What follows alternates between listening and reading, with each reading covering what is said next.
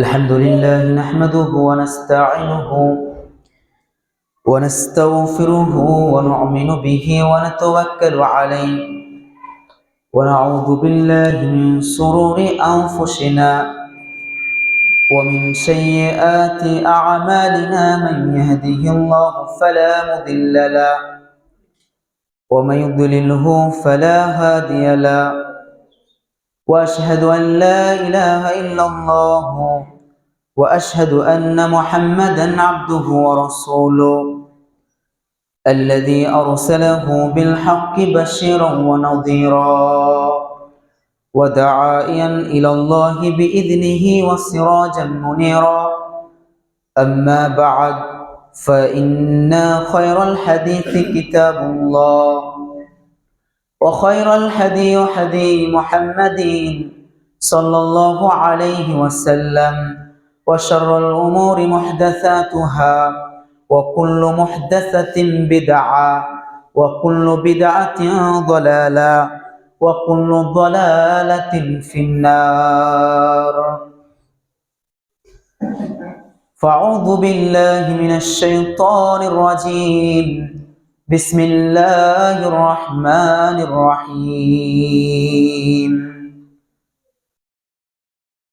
يا أيها الذين آمنوا اتقوا الله حق تقاته ولا تموتن إلا وأنتم مسلمون. يا أيها الذين آمنوا اتقوا الله وقولوا قولا سديدا يصلح لكم أعمالكم ويغفر لكم ذنوبكم، ومن يطع الله ورسوله فقد فاز فوزا عظيما. يا أيها الناس اتقوا ربكم الذي خلقكم من نفس واحدة وخلق منها زوجها وبث منهما رجالا كثيرا ونساء، واتقوا الله الذي تساءلون به والأرحام إن الله كان عليكم رقيبا.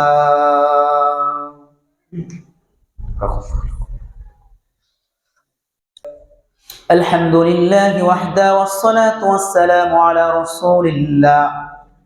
أما بعد، فأعوذ بالله من الشيطان الرجيم. بسم الله الرحمن الرحيم. قل يا عبادي الذين أسرفوا على أنفسهم لا تقنطوا من رحمة الله إن الله يغفر الذنوب جميعا إنه هو الغفور الرحيم.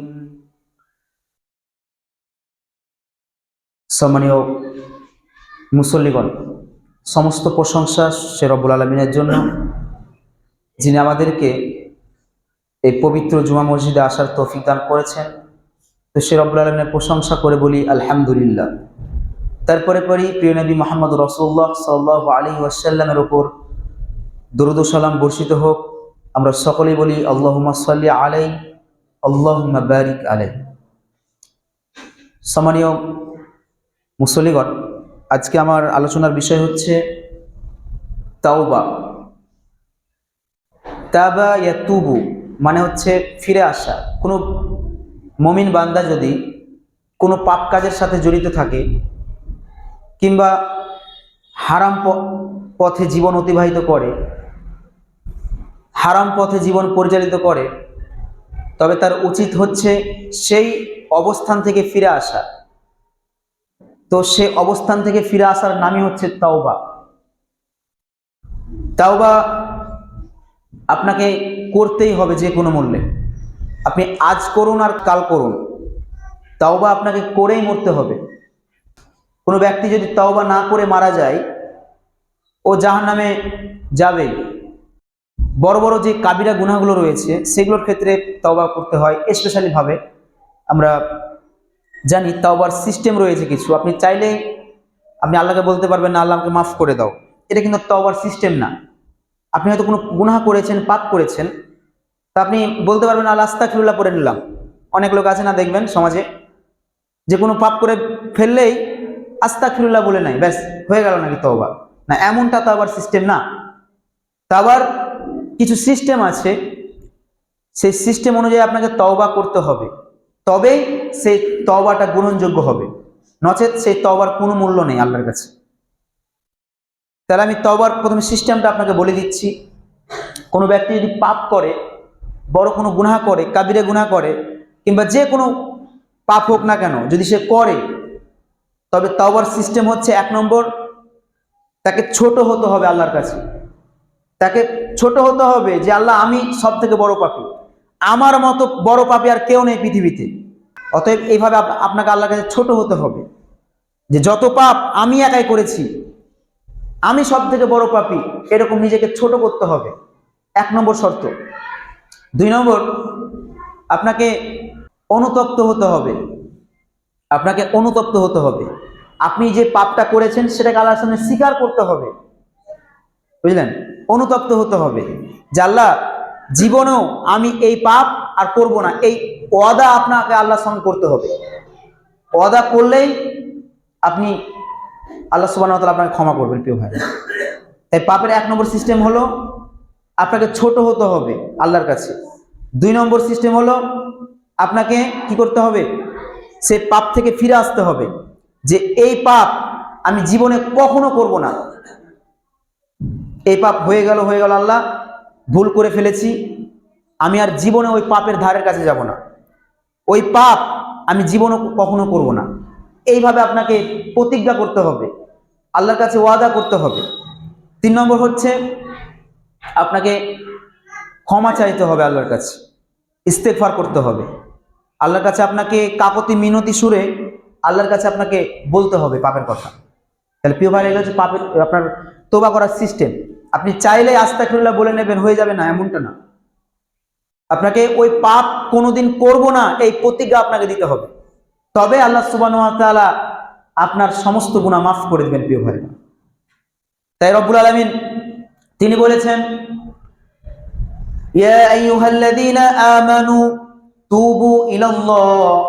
তুবু ইলাল্লাহি তাওবাতান নাসুহা আসা রাব্বুকুম আন ইউকাফফিরা আনকুম সাইয়্যাতিকুম ওয়া ইউদখিলাকুম জান্নাতিন তাজরি মিন তাহতিহাল আনহার। আল্লাহ রাব্বুল আলামিন বলছেন, ও বিশ্বাসীরা, তোমরা পাপ করেছো, অন্যায় করেছো, অপরাধ করে ফেলেছো, তোমরা আমার কাছে ক্ষমা চাও, আমি আল্লাহ তোমাদের সমস্ত গুনাহ মাফ করে দেব। তুবু ইলাল্লাহি তাওবাতান নাসুহা, তোমরা একনিষ্ঠ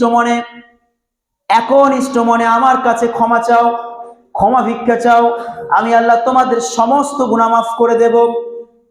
শুধু মাফ করেই দেব না, আপনার যতগুলো পাপ রয়েছে আল্লাহ রাব্বুল আলামিন বলছেন এই পাপগুলোকে আপনার নেকি দ্বারা পরিবর্তন করে দেবেন। তাহলে আল্লাহ রাব্বুল আলামিন বলছেন যে আল্লাহ সুবহানাহু ওয়া তাআলা আপনাকে মাফ করতে প্রস্তুত। আল্লাহ রাব্বুল আলামিন বলছেন যে তুমি আমাকে ক্ষমা চাও, আমি তো ক্ষমা করার জন্য রেডি। তাই আপনাকে একনিষ্ঠ মনে তওবা করতে হবে যে আল্লাহ, যে পাপ করেছি জিন্দেগিতে এই পাপ আর করব না, এই বলে আপনাকে আল্লাহ সুবহানাহু ওয়া তাআলার কাছে ফরিয়াদ করতে হবে। আমরা পাপ করে থাকি অহরহ, আদম সন্তান প্রত্যেকে আমরা গুনাহগার, বুঝলেন তো? কুল্লু বানি আদামা খাত্তাউন ওয়া খায়রুল খাত্তাইনা আত-তাওয়াবুন। আমরা প্রত্যেক আদম সন্তানই অপরাধী, পাপী, আর সব থেকে উত্তম গুনাহগার, উত্তম পাপী হচ্ছে সেই ব্যক্তি যে ব্যক্তি পাপ হওয়ার পর তওবা করে ক্ষমা চায়, ও হচ্ছে উত্তম তওবাকারী, বুঝলেন? উত্তম গুনাহগার। তাহলে আমাদেরকে উত্তম গুনাহগার হতে হবে, মানে পাপ হলে আমরা ক্ষমা চাইবো আল্লাহর কাছে, আর আল্লাহ সুবহানাহু ওয়া তাআলা ক্ষমা করার জন্য প্রস্তুত বান্দার। হাদিসে কুদসি এসেছে, আল্লাহ রাব্বুল আলামিন বলছেন, ফাইন যাকারনি ফি নাফসি যাকারতুহু ফি নাফসি, বান্দা যদি আমাকে স্মরণ করে, বান্দা যদি আমাকে ডাকে, আমি আল্লাহ তাকেও ডেকে থাকি। ওয়াইন যাকারনি ফি মালাইন যাকারতুহু ফি মালাইন খায়রিন মিনহু, বান্দা যদি আমাকে বড় বিশাল সমাবেশ করে আমি আল্লাহকে ডাকে, আমি আল্লাহ ফেরেশতাদেরকে নিয়ে তার চেয়েও বড় সমাবেশ করে আমি তাকে ডেকে থাকি। তাহলে আপনি যদি ক্ষমা আল্লাহকে চাইতে আসেন, আল্লাহ সুবহানাহু ওয়া তাআলা আপনাকে ক্ষমা করার জন্য তিনি প্রস্তুত থাকেন। বুঝতে পেরেছেন প্রিয় ভাইরা? কিন্তু বান্দারা ক্ষমা চায় না। পাপ হওয়ার পর কি চায় না? ক্ষমা চাইতে চায় না, আল্লাহর কাছে ছোট হতে চায় না। আরে আমি কেন ক্ষমা চাইবো, আমি কি অপরাধ করছি? কিন্তু না প্রিয় ভাইরা, আপনি অপরাধ করুন আর না করুন, আপনাকে আল্লাহর কাছে ক্ষমা ভিক্ষা চাইতেই হবে, ক্ষমা চাইতে হবে। বিশ্বনবী সাল্লাল্লাহু আলাইহি ওয়াসাল্লাম তিনি ইন্নী লা আস্তাগফিরুল্লাহ মিন 70 মাররা। বিশ্বনবী সাল্লাল্লাহু আলাইহি ওয়াসাল্লাম দিনে 70 বারেরও বেশি ক্ষমা চায়। বিশ্বনবী সাল্লাল্লাহু আলাইহি ওয়াসাল্লাম 70 বারেরও বেশি তিনি ক্ষমা চাইতেন আল্লাহর কাছে। তাহলে আমাদের কত চাওয়া উচিত বলেন তো? অথচ গফুরা লাহু মা তাকাদ্দামা মিন যানবি ওয়া মা তাআক্খার, বিশ্বনবী সাল্লাল্লাহু আলাইহি ওয়াসাল্লামের পূর্বের গুনাহ মাফ, পরের গুনাহ মাফ। তো যেই নবী সাল্লাল্লাহু আলাইহি ওয়াসাল্লামের পূর্বের গুনাহ মাফ, পরের গুনাহ মাফ, সে নবী সাল্লাল্লাহু আলাইহি ওয়াসাল্লাম যদি 70 বার আল্লাহর কাছে দিনে ক্ষমা চান, তাহলে আমাদের কতবার ক্ষমা চাওয়া উচিত বলেন তো? 70,000 বার ক্ষমা চাওয়া উচিত নয় কি? বলেন, বিশ্বনবী সাল্লাল্লাহু আলাইহি ওয়াসাল্লাম যদি 70 বার ক্ষমা চান, তাহলে আমাদের 70,000 বার ক্ষমা চাওয়া উচিত। কিন্তু আমরা কি চাই? একবারও তো চাই না। কয়জন আমরা পাপ করার পর ক্ষমা চাই না? তাই আমি বলতে চাই, আপনি যদি পাপ করে থাকেন, কাবিরা গুনাহ করে থাকেন, বড় গুনাহ করে থাকেন, তবে আল্লাহ সুবহানাহু ওয়া তাআলার কাছে ক্ষমা চান প্রিয় ভাইরা। আপনি নামাজ পড়লে মূলত আপনার ক্ষমা হবে পাপ। নামাজের মাধ্যমে অনেক গুনাহ ক্ষমা হয়ে যায়। এই যে বান্দারা ওযু করে, আমরা যখন ওযু করি, ওযুর যখন প্রথম আমরা হাত ধুই, হাত ধুতে করি, তো হাত দিয়ে যত গুনাহ হয়েছে ওগুলো ওই পানির দ্বারা ঝরে যায়। বুঝতে পেরেছেন? আবার আপনি মুখে কুলি করলে মুখ দ্বারা যে গুনাহগুলো হয়েছে সেগুলো ঝরে যায়। আপনি চোখ দিয়ে যে গুনাহগুলো করেছেন, চোখে পানি দিলে, মুখমণ্ডলে পানি দিলে সেই গুনাহগুলো ঝরে যায়। তবে আপনি নিষ্পাপ হয়ে যান প্রিয় ভাইরা। কিন্তু আজকে আমরা নামাজও পড়তে চাই না, পাপ করে কিন্তু নামাজ পড়তে চায় না, ওই পাপগুলোকে জমা রেখে দেয়ছে। ফরজ নামাজের মাধ্যমে পাপ আপনার মোচন হয় প্রিয় ভাইরা। তাই ফরজ নামাজ পড়লে আপনার পূর্বের যে গুনাহগুলো আছে ওগুলো ঝরে যাবে, ওগুলো আল্লাহ সুবহানাহু ওয়া তাআলা আপনাকে ক্ষমা করে দেবেন। তবে কাবিরা গুনাহগুলোর জন্য আপনাকে স্পেশাল ভাবে ক্ষমা চাইতে হবে আল্লাহ সুবহানাহু ওয়া তাআলার কাছে। তাহলে পাপ যদি হয়ে থাকে আপনাকে ক্ষমা চাইতে হবে যে কোনো মূল্যে প্রিয় ভাইরা। আল্লাহ সুবহানাহু ওয়া তাআলা তিনি ঈমানদারদেরকে ডাক দিয়ে বলছেন যে তোমরা পাপ করে ফেলেছো তো কি হয়েছে, তোমরা অপরাধ করেছো তো কি হয়েছে, আসো আমি আল্লাহ ক্ষমা করার জন্য প্রস্তুত আছি। রব্বুল আলামিন তিনি বলেন, قل يا عبادي الذين أسرفوا على أنفسهم لا تقنطوا من رحمة الله إن الله يغفر الذنوب جميعا إنه هو الغفور الرحيم। রব্বুল আলামিন বলেন যে কুল ইয়া ইবাদিয়াল্লাযীনা আসরাফু, হে নবী আপনি আমার বান্দাদেরকে বলে দেন, আসরাফু আলা আনফুসিহিম, তোমরা যারা নিজেদের উপর জুলুম করেছো, অন্যায় করেছো, অপরাধ করেছো, আলা আনফুসিহিম লা তাকনাতু মির রাহমাতিল্লাহ, তোমরা আমার রহমত থেকে নিরাশ হয়ে যেও না, তোমরা আমার দয়া থেকে, তোমরা আমার রহমত থেকে বঞ্চিত হয়ে যেও না। কত সুন্দর কথা বললেন দেখেন তো। কিন্তু আমরা নিরাশ হয়ে যাই, গুনাহ করার পর আমরা মনে করি যে আমার মতো পাপী কেউ নেই, আল্লাহ মনে হয় আমাকে ক্ষমা করবেন না, এই বলে আমরা আল্লাহর কাছে ক্ষমা চাই না। আচ্ছা, আপনি কি ওই ব্যক্তির থেকেও বেশি পাপী যে 100 জন লোককে হত্যা করার পরও সে আল্লাহর কাছে ক্ষমা চাওয়ার জন্য ছুটে গিয়েছেন? আপনি কি ওর থেকেও পাপী? ওর থেকে তো পাপী না। তাই নিরাশ হওয়া যাবে না। আল্লাহর রহমত থেকে কখনো নিরাশ হয় না মুমিনরা। আল্লাহর রহমত থেকে কাফের ছাড়া কেউ নিরাশ হয় না। আল্লাহর রহমত থেকে শুধু কাফেররাই নিরাশ হয়, কারণ তাদের কোনো রব নাই, আর আমাদের তো একজন রব আছেন। তাই পাপ হয়ে গেলে বসে না থেকে সঙ্গে সঙ্গে আল্লাহর কাছে ক্ষমা চান প্রিয় ভাইরা। আল্লাহ সুবহানাহু ওয়া তাআলা ক্ষমা করে দেবেন। তাহলে আমাদেরকে কখনোই নিরাশ হওয়া যাবে না, আল্লাহ সুবহানাহু ওয়া তাআলার কাছে ক্ষমা চাইতে হবে এবং আমলের বড়াই করা যাবে না যে আরে আমি তো বুজুর্গ লোক, আমি তো বিশাল আমল করি, তো যেহেতু আমি অনেক আমল করি তা আমার আল্লাহ সুবহানাহু ওয়া তাআলা সব মাফ করে দিবে, আমি তো জান্নাতে যাবই। অনেকে এটা বলে থাকে। না প্রিয় ভাইরা, আল্লাহর দয়া ছাড়া জান্নাতে যাওয়া সম্ভব নয়। আল্লাহর দয়া রহমত ছাড়া কোনো ব্যক্তি জান্নাতে যেতে পারবে না। এমনকি বিশ্বনবী সাল্লাল্লাহু আলাইহি ওয়াসাল্লামও আল্লাহর দয়া রহমত ছাড়া জান্নাতে যেতে পারবেন না। কেউ নিজের আমল দিয়ে জান্নাতে যেতে পারবে না। বুঝতে পেরেছেন? বানি ইসরায়েলের একজন আবেদ, সে অনেক আমল করত, সারা রাত জেগে তাহাজ্জুদে নামাজ আদায় করত, আর দিনের বেলায় জিকির করত। বুঝলেন? তো সে আল্লাহ সুবহানাহু ওয়া তাআলাকে বলেন, কিয়ামতের দিন আল্লাহ সুবহানাহু ওয়া তাআলাকে বলবেন যে আল্লাহ যখন বলবেন সে ব্যক্তিকে যে তুমি যাও, উদখুলিল জান্নাতা, যে তুমি আমার রহমতে জান্নাত ঢুকে যাও, সে ব্যক্তিকে যখন বলবেন, তখন সে বলে বাল বি আমালি, আল্লাহ আমি আমার আমল দিয়ে জান্নাতে যেতে চাই, আমি আপনার রহমতে কেন জান্নাতে যাব? আপনার দয়া কেন লাগবে?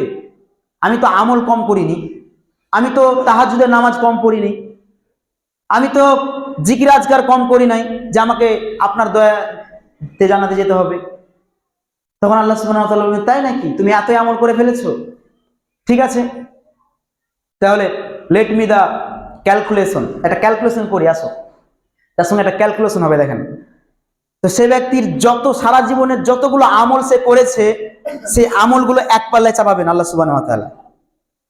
আর আল্লাহ সুবহানাহু ওয়া তাআলা তাকে বলবেন, তোমাকে যে দুনিয়ার সৌন্দর্য দেখার জন্য দুইটা চোখ দিয়েছি, এই দুইটা চোখ নয়, ওর একটা চোখ আরেক পাল্লায় আমি রেখে দিলাম, এবার দেখি কোনটা বেশি ভারী হয়।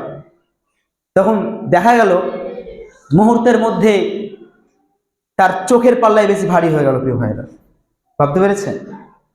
চোখের পাল্লায় বেশি ভারী হয়ে গেল। এবার আল্লাহ বলেন, ও আবেদ, এবার তো তুমি জাহান্নামে যাবে, কারণ হিসাব বলছে তুমি এখন জাহান্নামী। তখন সে ব্যক্তি কাঁদো কণ্ঠে বলছেন, আল্লাহ রাব্বুল আলামিন, আমি ভুল করে ফেলেছি, আমি ভুল করে ফেলেছি, আপনার দয়া ছাড়া জান্নাতে যাওয়া কখনোই সম্ভব নয়, আপনি আমাকে ক্ষমা করে দেন, আমি অনেক বড় ভুল করে দিয়েছি। রব্বুল আলামিন বলেন, এইবার লাইনে আসছো। রব্বুল আলামিন বলেন, উদখুলিল জান্নাতা বিরহমাতি, যাও তুমি আমার রহমতে জান্নাতে ঢুকে যাও। Enter the paradise with my mercy, যাও তুমি আমার রহমতে এবং আমার দয়ায় জান্নাতের ভিতরে ঢুকে যাও। সে ব্যক্তি জান্নাতে চলে যাবে। প্রিয় ভাই, তার জন্য আল্লাহর রহমত ছাড়া জান্নাতে যাওয়া সম্ভব নয়। তাই প্রিয় ভাই, আমি বলতে চাই, আপনি কি আল্লাহর রহমতের ভিতরে আছেন?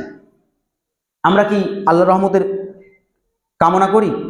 আমরা কি চাই যে আল্লাহ আমার প্রতি দয়া করুক, আমার প্রতি রহম করুক? এটাকে আমরা চাই? আমরা যদি চাইতাম তবে মসজিদে এসে 5 ওয়াক্ত সালাত আদায় করতাম। বুঝতে পেরেছেন প্রিয় ভাইরা? মসজিদে এসে 5 ওয়াক্ত সালাত আদায় করতাম, ফজরের নামাজ ঠিক মতো আদায় করতাম, 5 ওয়াক্ত নামাজ জামাতে এসে, এশার নামাজ সঠিক সময়ে এসে নামাজ আদায় করতাম।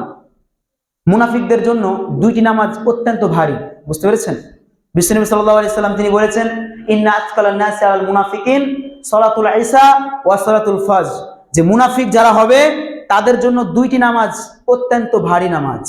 1 নম্বর হলো এশার নামাজ, 2 নম্বর হলো ফজরের নামাজ। এই ফজর এশার নামাজে তারা আসবে না। এরা মুনাফিকদের চরিত্র, মুনাফিকদের আলামত। তারা এই ফজর এবং এশাতে ঠান্ডার জন্য তারা মসজিদে নামাজ পড়তে আসবে না। বুঝতে পেরেছেন? তাই বিশ্বনবী সাল্লাল্লাহু আলাইহি ওয়াসাল্লাম বলছেন যে ইন্না আতকালান নাসি আলাল মুনাফিকিন সালাতুল ইসা ওয়া সালাতুল ফজর। তারপরে বলছেন, ওয়ালাউ আতাউহুমা হাবওয়ান, যদি মানুষেরা জানতো এশার এবং ফজর সালাতে কি ফজিলত আছে, তবে হামাগুড়ি দিয়ে হলেও, ছেঁচড়াতে হলেও তারা মসজিদে এসে জামাতের সঙ্গে নামাজ আদায় করত। বুঝতে পেরেছেন? তাহলে মুনাফিকের খাতায় নাম লেখাতে যারা চায় তারাই মূলত এশা এবং ফজরে আসে না। তারা এশা এবং ফজরে আসতে চায় না। কঠিন, তাদের জন্য এটা কঠিন নামাজ, প্রচন্ড কঠিন। বুঝলেন? প্রচন্ড কঠিন। তাহলে আপনি যদি মুসলিম হতে চান, মুমিন হতে চান, আপনাকে এশা এবং ফজর সালাতে নিয়মিত আসতে হবে বিশেষ করে। আর অন্যান্য সালাতগুলোতে আপনাকে আসতেই হবে। আল্লাহ সুবহানাহু ওয়া তাআলা বলেছেন, ওয়াল আসর, তিনি আসরের কসম খেয়েছেন। তার মানে আসর সালাতের গুরুত্ব অপরিসীম। ওয়াল ফাজর, ফজরের কসম খেয়েছেন। তার মানে আল্লাহ সুবহানাহু ওয়া তাআলার কাছে ফজরের নামাজেরও অত্যন্ত গুরুত্ব বেশি।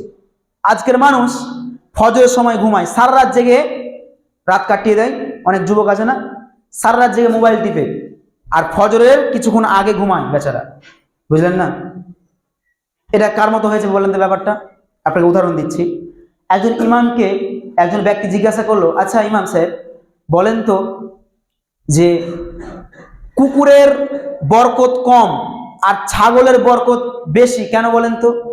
কুকুর সারা বছরে অনেকগুলো বাচ্চা জন্ম দেয়, বুঝলেন? ছাগলের থেকে বেশি কুকুরে বাচ্চা দেয় একদিনে, একবারেতে কুকুর বেশি বাচ্চা জন্ম দেয়। তারপরও ছাগলের বরকত বেশি কুকুরের চেয়ে, কেন? এমনটা কেন? তখন সেই ইমামটি উত্তর দিয়েছেন, খুবই চমৎকার উত্তর। তিনি বলেছেন যে এর কারণ হলো কুকুর, ছাগল মাগরিব মানে সন্ধ্যা রাতেই ঘুমিয়ে যায়, বুঝতে পেরেছেন? ছাগল কি করে? সন্ধ্যা রাতেই ঘুমিয়ে যায়, আর ফজর হলে যে দেখবেন জেগে যায়। ছাগলের একটা বৈশিষ্ট্য, সন্ধ্যা রাতেই ঘুমিয়ে যায় আর ফজর হলেই জেগে যায়। কিন্তু কুকুর সারা রাত ঘেউ ঘেউ ঘেউ ঘেউ করে, লোকের বাড়ির দরজায় গিয়ে ধর্ণা দেয়, আর এদিক ওদিক ছুটে বেড়ায়, দৌড়িয়ে বেড়ায়, আর হতভাগা ফজর হলে ঘুমায়। এই কারণে তার মধ্যে বরকত নাই। এই কারণে কুকুরের মধ্যে কোনো বরকত নাই। তাই আজকে আমাদের মুসলিম মানুষদের মধ্যে এই বৈশিষ্ট্য চলে এসেছে, তাই না? সারা রাত জেগে থাকে, মোবাইলে সময় পাস করে দেয়, আর ফজরের খানিকটা আগে ঘুমাতে যায় বেচারা। বুঝতে পেরেছেন? তার মানে এই নয় আপনাকে আমি কুকুরের সঙ্গে তুলনা করছি, আউযুবিল্লাহ। কোনো পশুর সঙ্গে তুলনা করা হচ্ছে না এখানে, জাস্ট উদাহরণ দেওয়া হচ্ছে যে আজকে আমাদের মানুষদের কি অবস্থা বলেন তো? সারা রাত জেগে থাকে ঠিকই, কিন্তু ফজরের একটু আগে ঘুমায়। ওই জন্য তো ফজর আসতে পারে না নামাজে, ওই জন্য তো ঘুম ভাঙে না ফজরে, আপনি আজান শুনতে পান না, ওই কারণে তো আপনার আজান শুনে ঘুম ভাঙে না। আর যদি আপনি মাগরিবের পর খাওয়া দাওয়া করে এশার নামাজ পড়ে যদি আপনি ঘুমিয়ে যেতেন, দেখবেন আপনার অটোমেটিকলি ঘুম ভেঙে যাবে প্রিয় ভাইরা। আপনি তাহাজ্জুদের নামাজ আদায় করতে পারবেন রাত্রি 2টার দিকে উঠে। বুঝতে পেরেছেন? তাহলে এই সিস্টেমটা হওয়া উচিত। আপনি এশার আগে খেয়ে নেবেন, এশার পর ঘুমিয়ে যাবেন, দিয়ে ইনশাআল্লাহ আশা করা যায় আপনি আগেই ঘুম ভেঙে যাবে, আপনার অটোমেটিক দেখবেন ঘুম ভেঙে যাবে। আর এখন তো অনেক বড় রাত, তাই না? এখন অনেক বড় রাত, তো এই রাতে যদি আপনার ঘুম না ভাঙে, আপনি ফজরে না আসতে পারেন, তাহলে আপনি কখন পারবেন আসতে বলেন তো? আচ্ছা, আপনি যে ফজরে ঘুমিয়ে থাকেন, তো আপনার বাড়িতে যদি ঘরে যদি আগুন লেগে যায়, তখন আপনি কি করতেন? তখন কি আপনি ঘুমিয়ে থাকতে পারতেন? ধরেন আপনি ফজরে ঘুমিয়ে আছেন, আপনার ঘরে আগুন লেগে গেল, তখন আপনি কি ঘুমিয়ে থাকতে পারতেন? পারতেন না, পারতেন না। কিন্তু আপনি জাহান্নামের ভয়ে কেন আপনি ঘুম থেকে উঠবেন না বলেন? জাহান্নামের ভয়ে কেন আপনি ঘুম থেকে উঠে ফজরের নামাজ পড়বেন না? কেন? আপনার বাড়িতে আগুন লেগে গেলে তো আপনি ঘুমিয়ে থাকতে পারতেন না, ভূমিকম্প হলে তো আপনি থাকতে পারতেন না, তাহলে আপনি কেন সেই জাহান্নামের ভয় করে আপনি মসজিদে ছুটে আসতে পারবেন না? কেন কেন পারবেন না? তাহলে আমাদের দৃষ্টিভঙ্গির পরিবর্তন হওয়া চাই প্রিয় ভাইরা। আপনার একটু ভাবুন, চিন্তা ভাবনা করুন, এই খাওয়া দাওয়া করা আর ঘুরে বেড়ানো, এটা কি জীবন? এই একটাই জীবন, এটা আপনার শেষ লাইফ। এরপরে আপনি আর ফিরে আসবেন না পৃথিবীতে প্রিয় ভাইরা, আপনি চলে যাবেন, আর কোনোদিন এই পৃথিবীতে আসা হবে না। তাই এই লাইফটাকে আপনাকে কি করতে হবে? ভালো কাজে ব্যয় করতে হবে। আপনার সময়কে মূল্যায়ন করতে হবে, সময়ের কদর করতে হবে। যদি আপনার একটা সময়, একদিন সময় হেলাফেলায় কেটে যায়, তবে আপনার অংশ একটি হারিয়ে গেল, বুঝলেন তো? মোহাম্মদ বিন নাদারকে একজন ব্যক্তি চিন্তাগ্রস্ত দেখে একজন ব্যক্তি জিজ্ঞাসা করলো, আচ্ছা আপনার কি হয়েছে বলেন তো, আপনাকে এত চিন্তিত দেখাচ্ছে? তখন সেই ইমাম বলছেন যে বন্ধু, আমার কাছ থেকে একটি রাত চলে গেল, অথচ আমি সেই রাতে কোনো আমলই করতে পারিনি, কোনো আমল করতে পারিনি। এই জন্য সে পড়ে ইন্না লিল্লাহি ওয়া ইন্না ইলাইহি রাজিউন, আমি কোনো আমল করতে পারিনি, তার জন্য সে চিন্তিত। কিন্তু আমাদের কত শত রাত চলে যাচ্ছে, আমরা কোনো ভালো কাজ আমল করি না, তাহলে এই জন্য আমাদের কত আফসোস করা উচিত ছিল বলেন তো? হাসান বসরি রাহিমাহুল্লাহ বলেন যে হে আদম সন্তান, তুমি কতগুলো দিনের সমষ্টি মাত্র, কয়েকটি দিনের সমষ্টি, তুমি মাত্র একটি দিন চলে গেল, এর অর্থ তোমার জীবন থেকে একটি অংশই হারিয়ে গেল। আপনার একটি দিন চলে যাওয়া হেলায় ফেলায়, তার মানে আপনার জীবন থেকে একটি অংশই হারিয়ে গেল প্রিয় ভাই। বুঝতে পেরেছেন? তাই প্রত্যেকটা সময় আপনার কদর করতে হবে, নইলে কিন্তু একদিন আপনি আফসোস করবেন। মানুষ কিয়ামতের দিন আফসোস করতে করতে হাত কামড়ে ফেলার উপক্রম হবে, বুঝতে পেরেছেন? নিজের হাতকেও কামড়ে ফেলতে দ্বিধাবোধ করবে না, আফসোস করতে করতে। তাহলে সেই দিন আসার আগে আমাদেরকে আজই ভালো কাজ করতে হবে, প্রস্তুতি গ্রহণ করতে হবে। মৃত্যুর আগেই আপনাকে এই জীবনের প্রস্তুতি গ্রহণ করতে হবে। কবরে দুজন ফেরেশতা আসবে। একজন ফেরেশতা আসবে খুবই কুৎসিত দেখতে, বুঝলেন? বদকার লোক যারা হবে, যারা বেনামাজি হবে, যারা শয়তান লোক হবে, হারামখোর হবে, তাদেরকে কবরে একজন ফেরেশতা এসে বলবে যে আমি হচ্ছি তোমার বদ আমল। সেই ফেরেশতারা এতটাই দেখতে কুৎসিত, এতটাই বিভৎস চেহারা, তাকে দেখে রাগ উঠবে, বলবে কে তুমি? তোমাকে দেখতে অনেক নোংরা লাগছে, অনেক খারাপ দেখাচ্ছে, তোমার গা থেকে অনেক দুর্গন্ধ আসছে, কে তুমি?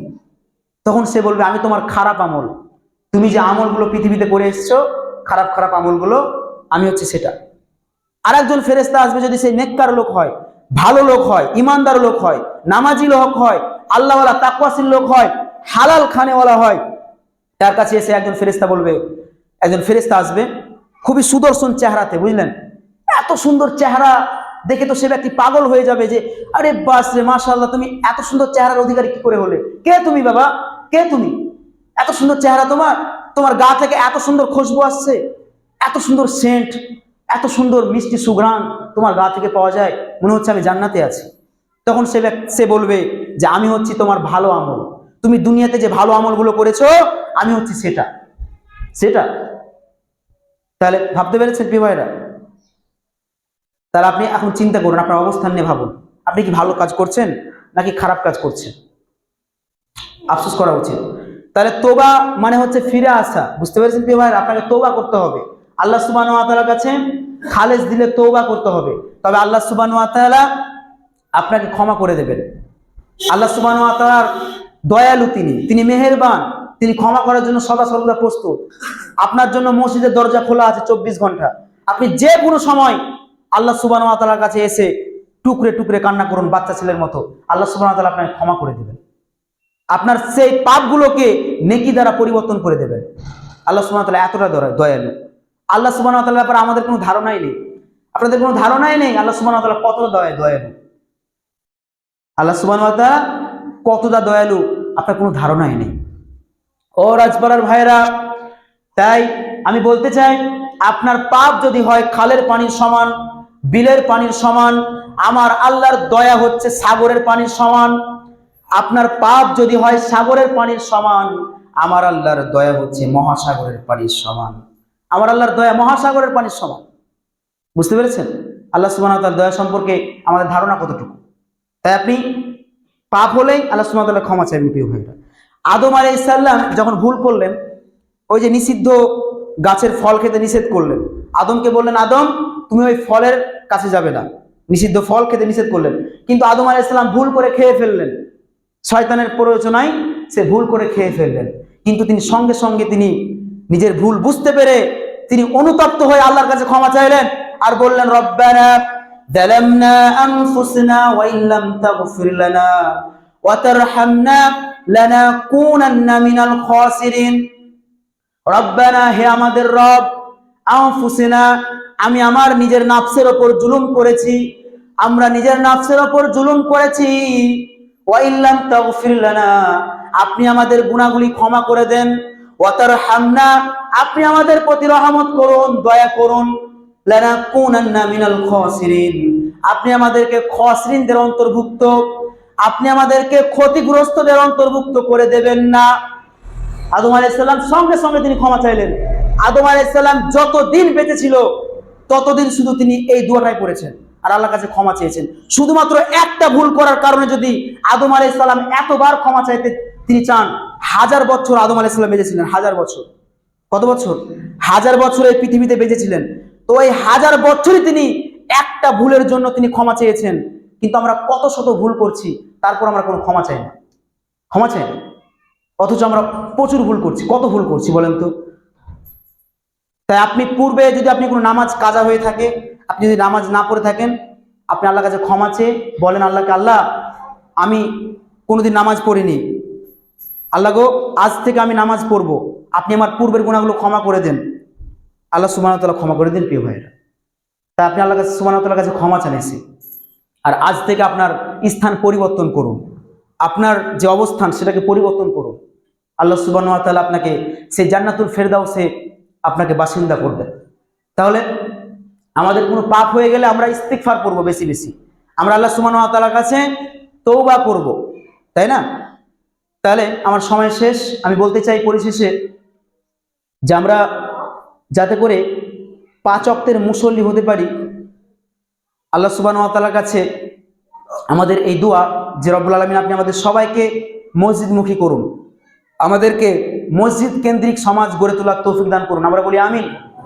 রব্বুল আলামিন আপনি আমাদের সবাইকে ঈমান এবং আমলের সাথে রাখুন, সকল ধরনের ফিতনা ফাসাদ থেকে আপনি আমাদের হেফাজত করুন। আমরা বলি আমিন।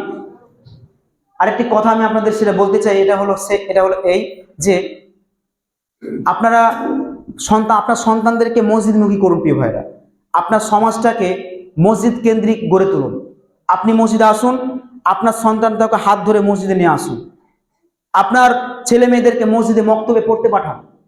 আপনার মেয়েকে ছেলেকে টাকা দিয়ে, আপনার কত টাকা খরচ করে আপনি ইংলিশ মিডিয়ামে ভর্তি করেছেন, আপনি দুনিয়াবি জ্ঞান অর্জন করাচ্ছেন, ঠিক আছে, এগুলোরও দরকার আছে, কিন্তু ওর পাশাপাশি আপনাকে দ্বীনি শিক্ষা অর্জন করাতেই হবে, নইলে ও ছেলে কখনো ভালো হতে পারে না, কখনো আদর্শবান হতে পারে না। তাই এই দুনিয়াবি শিক্ষার পাশাপাশি দ্বীনি শিক্ষা অর্জন করার জন্য তাকে তাগিদ করতেই হবে। আমরা প্রচুর টাকা খরচ করে, বুঝলেন তো, ইংলিশ শিখাই, বাংলা শিখাই, বিভিন্ন ইতিহাস শিখাই, সবই শিখাই, কিন্তু কোরআন শিখায় না। 100 টাকা খরচ করে মানুষ কোরআন শিখাতে চায় না। তাই আমি বলতে চাই আপনার সন্তানদেরকে ইমাম সাহেবের কাছে পড়তে পাঠান, তাদেরকে আপনি কায়দা বই হাতে করে নিয়ে তাদেরকে আপনি পড়তে পাঠান। আরে ভাই টাকা লাগবে না, আপনি ফ্রিতে তো পাঠান, আপনি তাও পাঠান। তাহলে আপনার সন্তানটা দেখবেন আদর্শবান গড়ে উঠবে। আপনার মারা যাওয়ার পর তারা রব্বির হামহুমা কামা রব্বায়ানি সাগীরা বলবে আপনার কবর পাশে দাঁড়িয়ে। কিন্তু যে ছেলেকে আপনি ইংলিশ শিখিয়েছেন ও কয়দিন কবর পাশে যাবে আপনার, বলেন তো, কয়দিন যাবে? তাই আপনি আরবি শিখাতে হবে আপনাকে, ওর ইংলিশের পাশাপাশি, বুঝতে পেরেছেন?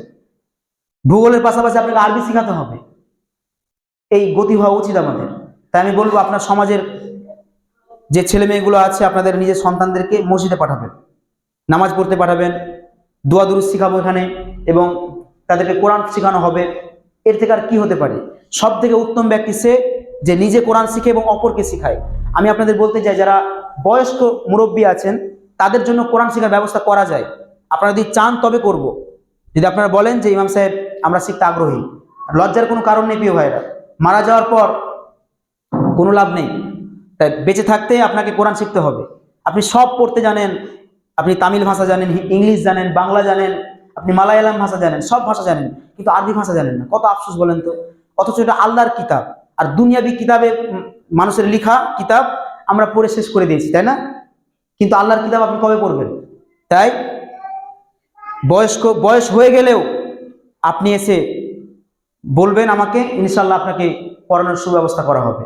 আপনি আসবেন, এসে বলবেন যে আমি কোরআন পড়তে জানি না, লজ্জার কিছু কারণ নেই। তাই আপনি এসে বলুন। আর যে যুবকগুলো, আমি যুবক যারা এসেছে এখানে তাদেরকে আমি বলি যে যুবকেরা হচ্ছে ইসলামের সব থেকে বড় একটা শক্তি। ইসলাম বিজয় হয়েছে কিসের মাধ্যমে? এই যুবকদের মাধ্যমে, বুঝলেন? এই যুবকদের মাধ্যমে ইসলামের বড় বড় কাজ হয়েছে। ইসলামটা সুন্দরভাবে মানুষ দলের দিকে, ইসলামের দিকে ফিরে এসেছে যুবকদের মাধ্যমে। তাই যুবকদেরকে সোচ্চার হতে হবে, তাদেরকে মসজিদমুখী হতে হবে, এবং যারা পিতা আছে তাদেরকে মসজিদমুখী করতে হবে। তবে ইনশাআল্লাহ আশা করা যায় এই ভূখণ্ডে ইসলামের পতাকা একদিন উড়বে ইনশাআল্লাহ, এই দাবি আমরা রাখি। তাই রব্বুল আলামিন আপনি আমাদের সবাইকে ইসলামের জন্য কবুল করুন। আমরা বলি আমিন।